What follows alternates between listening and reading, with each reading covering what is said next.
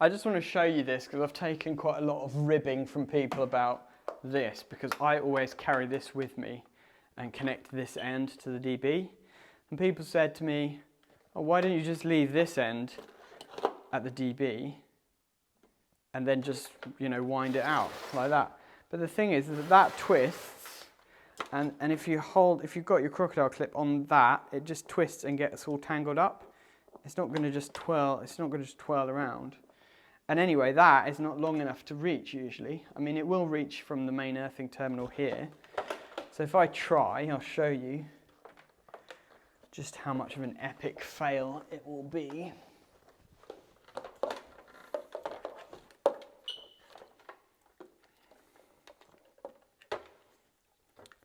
Put my croc clip on here. Clip it onto the main earthing terminal, which is only just reaches anyway. And then if I try and just wander out with this,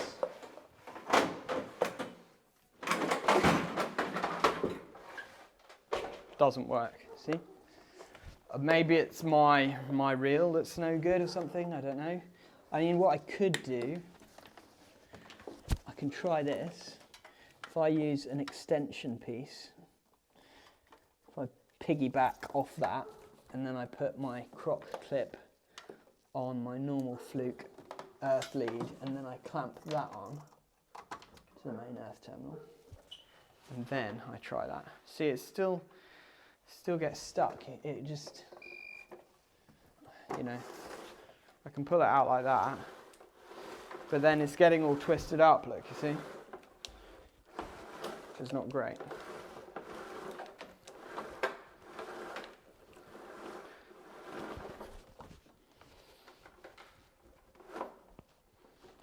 So that's why I carry it around with me usually. I mean, there might be enough length on here to give it a go. Let's give it a go, shall we? Right.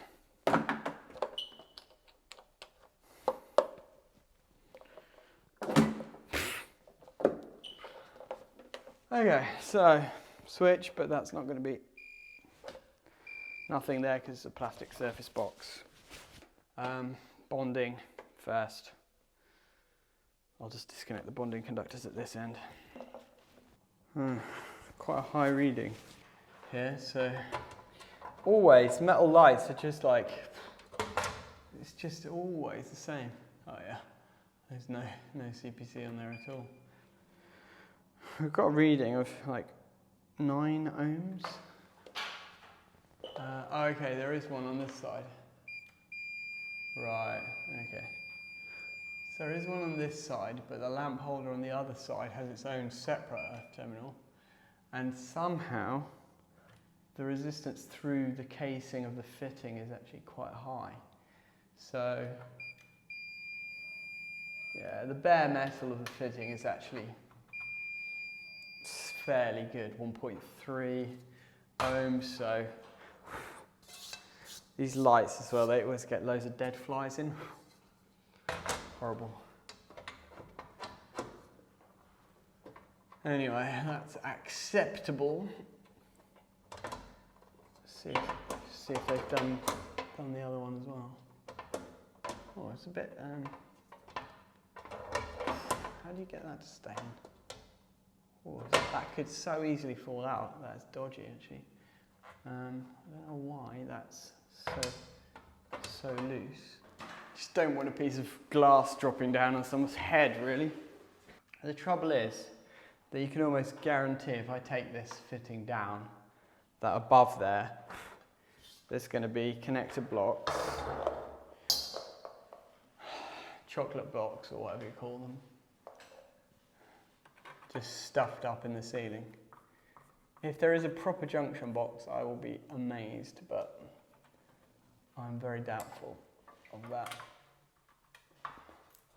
This is like, the trouble is like, how far do you go? Because you kind of, once you think you know that there's going to be something dodgy, you kind of are obliged to investigate it, but at the same time you kind of think, do I want to find what's behind here? Oh man, it's baked onto the ceiling. Okay, here we go. we go, classic. That old chestnut. See, when you know, you know. These kind of jobs, it's just the same old story over and over again. So,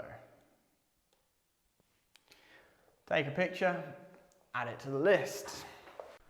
So this is what I'm talking about. I know you couldn't really see before from that distance, but just these connector blocks that were just shoved up into the ceiling.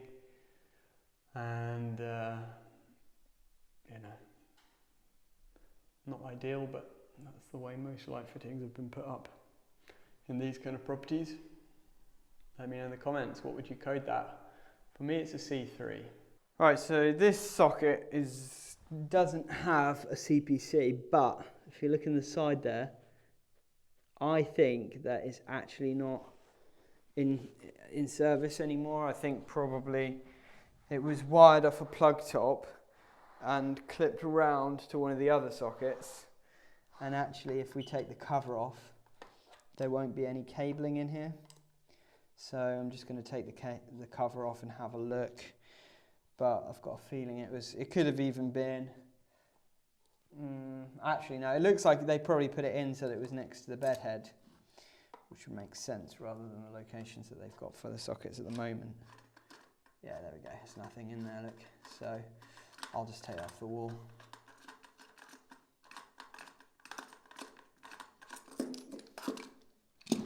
So it was wired off a bit of 2-core flex, like 0.75 or 0.5, probably off a plug top from one of the other sockets on a couple of extension leads, piggybacked off of each other. You know, the usual story. So it's a good job that it's not connected anymore. But for the avoidance of all doubt, I'm just going to get rid of it. I mean, this place has been like really badly decorated anyway.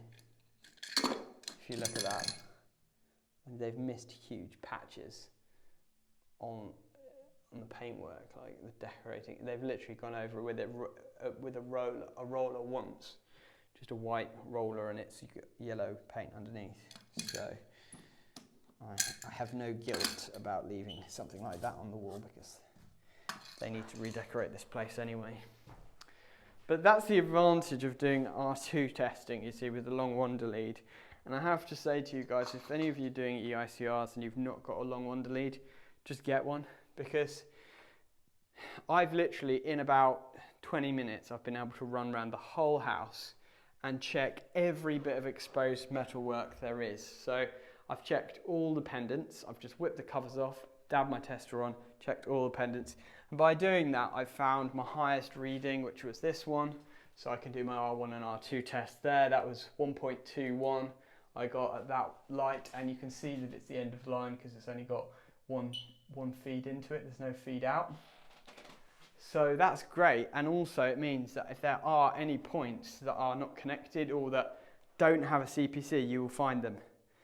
The only other way to do that would be to do ZS at every point or R1 and R2 at every point, which is almost impossible and would take you forever. Whereas with a long wander lead, all you do is just go beep, beep, beep, and you just bell out everything. And the advantage of that as well is that you're not going to have that thing later on where there's like one metal light fitting in the house that wasn't earthed and you missed it and you get caught back on it, or you get caught out because you missed it. If you check everything with an R1, R2 lead, you will not miss anything. And it's not necessarily about recording the readings. You can do if you want to, but as long as you record R1 and R2 readings anyway, you don't need to record the R2 readings. It's literally just a case of checking to make sure there's continuity everywhere, basically. So, back downstairs, and I'm going to start doing R1 and R2 now. So it's 3 o'clock, so I've just paused for a moment just to have a bit of refreshment and have a bit of a coffee. But I wanted to mention something to you, which is kudos and a shout out really to the E5 group, because they are doing some amazing content. And I feel like a lot of people miss out on it really and overlook it, because you've got to kind of, it's the kind of content that's a little bit heavy and you've got to kind of commit to listening to it. It's not the kind of thing that's like a 10-minute light entertaining video. It's kind of like pretty heavy stuff. It's proper CPD, to be honest. That's what I would call CPD, because they do like real deep dives into the regs and stuff. But the great thing about them is that these guys, you know, there's 5 guys who really know their stuff and really care about electrical stuff and the electrical industry, and they're just doing it for the love, basically. They're just doing it to, as they say, level up people, help people to level up, you know. And I've leveled up a lot just by listening to some of their stuff. So on Sparky Ninja's YouTube channel, go over there and listen to the 2 EICR webinars that they've done recently. Absolute gold dust. Like, for anyone who's doing EICRs, listen to those. Just block out a couple of hours of your schedule one evening or even during the day and listen to them, because they are truly gold dust. And as they put it themselves, they have kind of taken it on the head in that, in these videos, like when I do my videos, I know you guys, you all have massive rants and rows in the comments about this should be a C2, no it shouldn't, it should be a C3, oh no you shouldn't code it. And that's the thing, is that EICRs are up to our engineering judgment. But the great thing about the E5 webinars that they've been doing is that they make you think about things that you might not have thought about before that are actually quite important. So you might be doing tons of EICRs right now and you might be missing stuff that you've not thought about. Or you might just be coding things slightly wrong, and actually if you look at it from another angle you might realise, actually yeah, that makes sense, you know? So I think it's well worth going over there and listening to them. I'm going to be listening to them over and over a few times, because they're those kind of things that you get a lot of value out of, and it's definitely worth booking out a bit of time to listen to. So there's a free shout out for E5. Well done, guys. Right, children, welcome back to a second attempt at me showing you how to do the cross connection test on a ring circuit. Last time, if you recall, if you watched my previous video about a hot, sweaty electrician, I was basically suffering from near heat exhaustion, and I basically couldn't get my head around it. It was just not the right time for me to explain. And the thing was as well that it was a real tricky board to do it in, because the cables, you couldn't kind of trace them back to see what was what. Here it's a little bit easier because there's a little bit more space.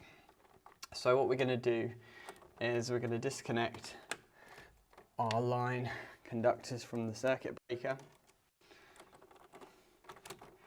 like so. And do the same with our neutral conductors, like so. And then same with our CPCs here, like so. There we go.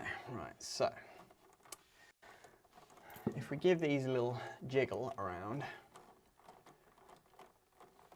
we should be able to get an idea for which one is which. It's not the easiest, but if you're struggling, then as somebody taught me in the last video, which I was trying to figure out, is you can go and do this at a socket outlet, and it does the same kind of thing. Obviously you'd need to have these connected back in at this end, but here I can just about see the cables. So this CPC is that cable. This is the trouble with a tangled board, to be honest. This is why, again, you know, it would have been really nice if whoever installed this took a bit more pride in it, because it would make it slightly easier to trace which cable's which. But yeah. Okay, so that one pairs up with that one, so we'll cross connect it with this one, and what we do is just put wire connectors on them like so. Connect those together. Might have to strip one of these back because they've been doubled over and they won't fit in the Wargo, but that's fine. Same with this one. So we've now connected, so you've got 2 cables, right? we've connected the line of one cable with the CPC of the other cable, and then we've connected the line of the other, the CPC of the other cable with the line of the other cable. So we've got like what we call a cross connection, and we can measure all the way around the circuit, round the line and neutral, and then back, line and CPC, and then back round the line and CPC on the other side of the ring. So it's sort of the longest possible connection that we can get. And now with our plug-in tester, we can plug in every single socket and measure continuity between line and CPC, and we should have pretty much the same reading at every socket, because no matter which socket you're going to, you're measuring all the way around the circuit basically. If there are any spurs or any kind of weak links in the circuit, then we'll get a higher reading, and that indicates some kind of weaknesses. And then once we've done this, we can do the same with line and neutral conductors, just to make sure that there aren't any weak, loose connections in the neutral conductors either. So it's a good practice to do this, even though there's not a space on the form for these readings.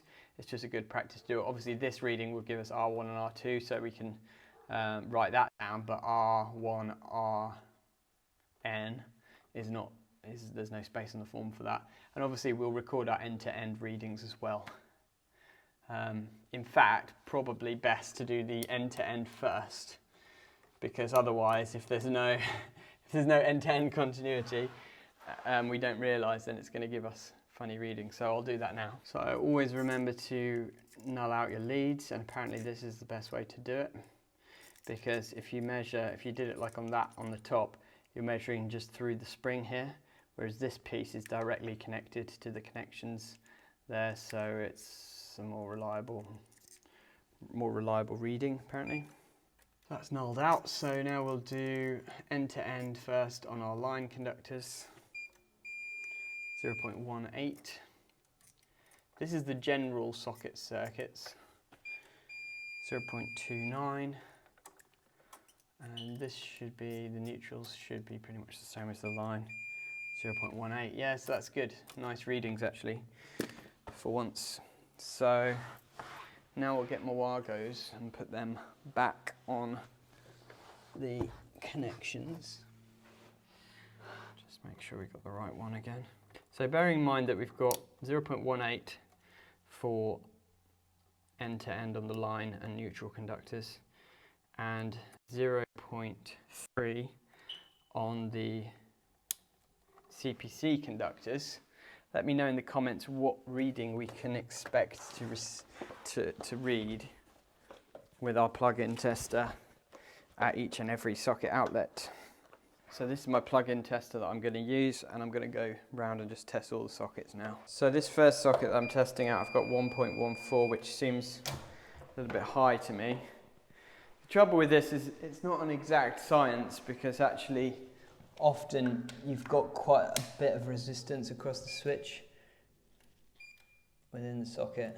Okay, that's possibly off the kitchen socket circuit, so I won't worry about that too much for the moment. As I go as well, I'm counting up, so yeah, it's similar, but that's a bit higher than I expected really.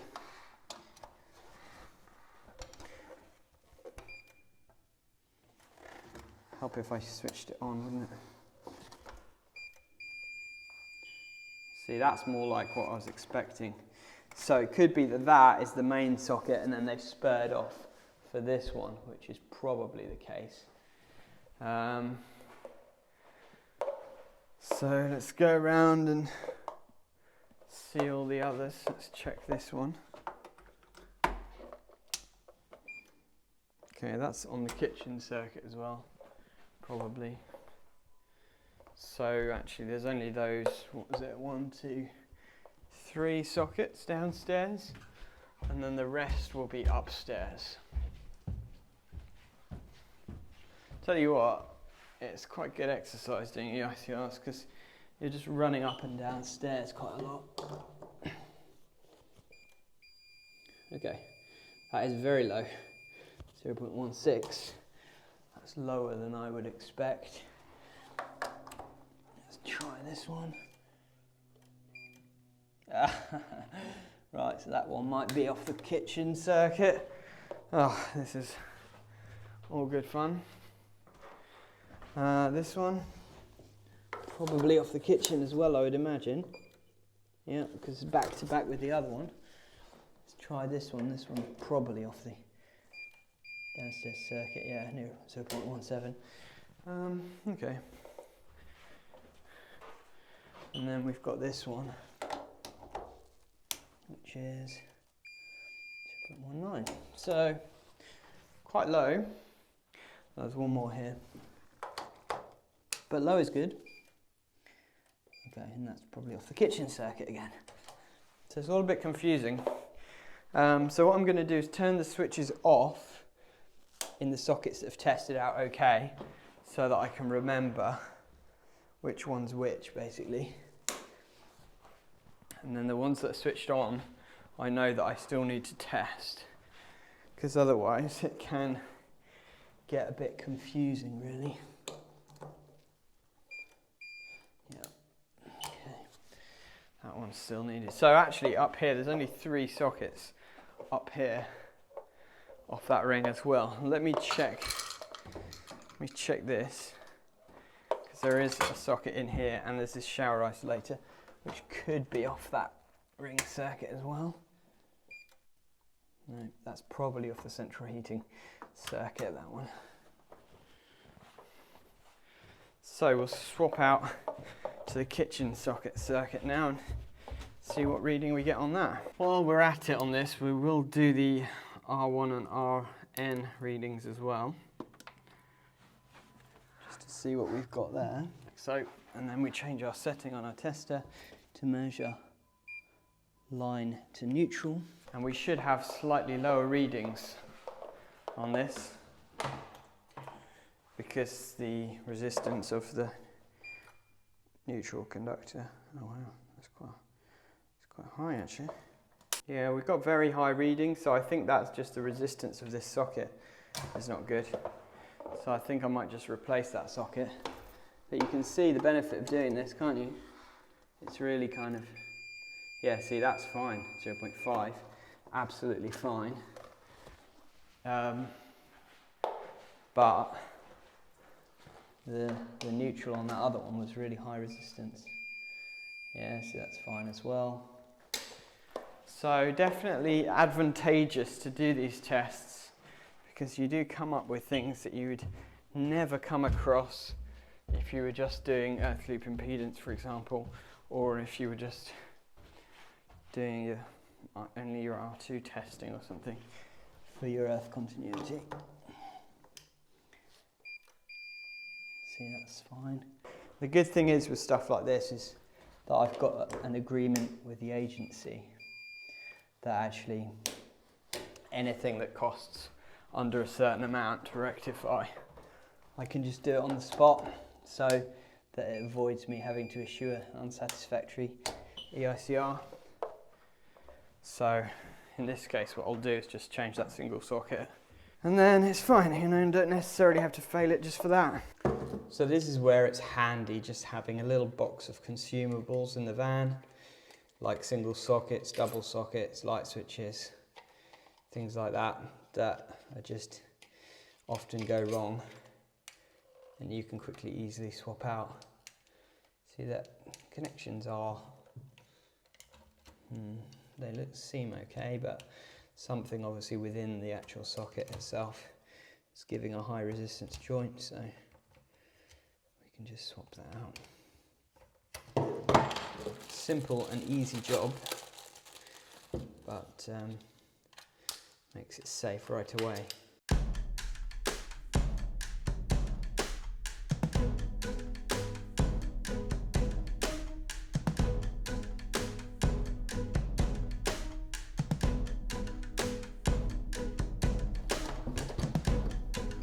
Perfect now.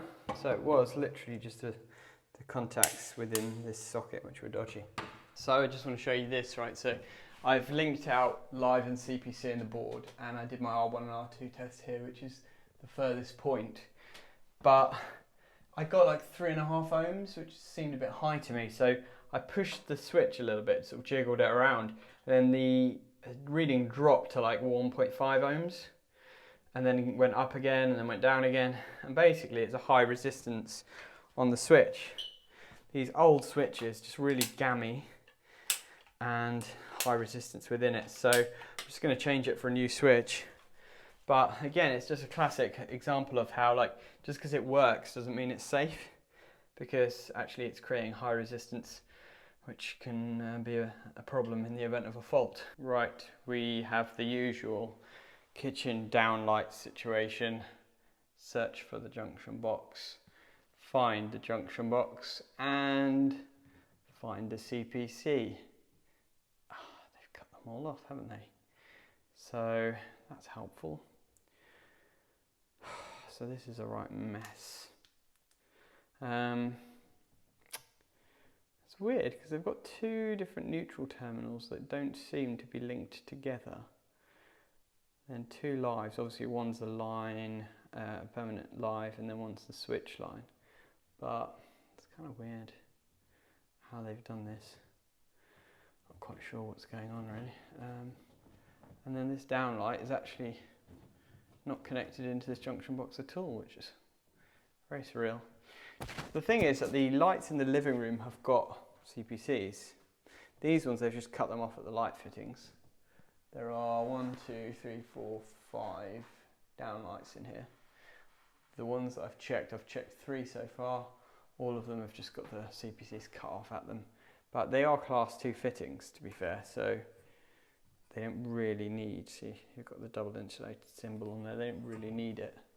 So I think as long as the metal lights are earthed, then in a way we can kind of like excuse this, except obviously the cables don't have a circuit protective conductor in them. So let me know how you would code that, I would love to know. This is another example of the benefits of the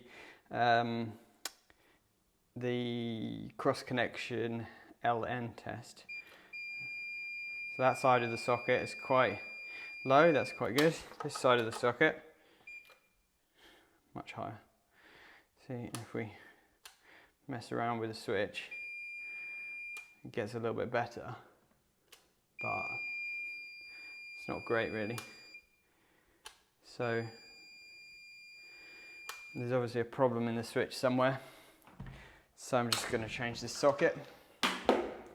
But that's the kind of thing that you would never ever know without doing the R1RN cross connection test. So it's definitely worth doing. I mean, these kind of kitchen sockets are a classic example of sockets that get worn out quite quickly really, because they're quite heavily loaded usually. So it's going to be fun.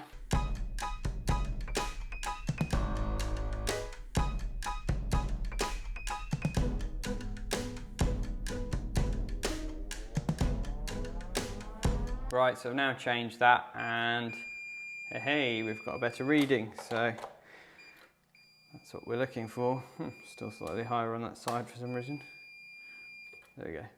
Yeah, much better than it was. So yeah, amazing. You know, these are just old accessories basically, and they do just build up a lot of resistance within them after a while. So I would recommend, really, if a house is full of accessories this old, I would recommend to the customer just to change all the accessories to new ones, but a lot of landlords are not going to want to do that. Right guys, well that's all I've got time for today. I'm afraid I am rushed off my feet. I've got to finish this off, so I'm just going to crack on now. But I hope you've enjoyed this video. As always, if you did, hit a thumbs up.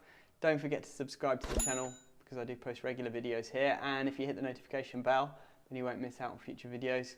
Thank you so much for watching, and have a wonderful day.